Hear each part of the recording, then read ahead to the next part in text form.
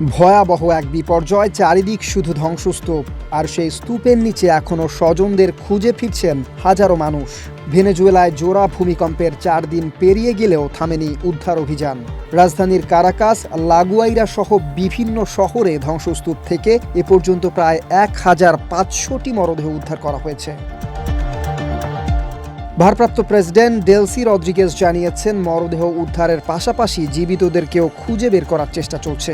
তার ভাষায়, ধ্বংসস্তূপের নিচে এখনও স্বজনরা জীবিত আছেন, এই আশাতেই অভিযান চালিয়ে যেতে হবে। ২৪ জুন স্থানীয় সময় সন্ধ্যা ৬টা ৪ মিনিটে মাত্র ৪০ সেকেন্ডের ব্যবধানে ৭.২ এবং ৭.৫ মাত্রার দুটি শক্তিশালী ভূমিকম্প আঘাত হানে ভেনেজুয়েলায়। ইউএসজিএস এর তথ্য অনুযায়ী এটি দেশটির ইতিহাসে সবচেয়ে ভয়াবহ ও প্রাণঘাতী ভূমিকম্পগুলোর একটি। এদিকে শত শত ভবন ধসে পড়েছে, বহু এলাকা এখনো বিদ্যুৎ বিচ্ছিন্ন। সরকার জানিয়েছে, আগামী সপ্তাহের মধ্যেই দেশের অন্তত ৭৫% এলাকায় বিদ্যুৎ সরবরাহ স্বাভাবিক করার চেষ্টা চলছে।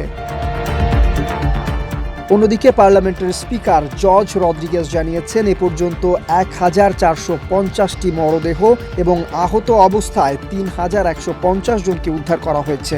৭৭৪টি ভবন ধসে পড়েছে বলেও জানান তিনি।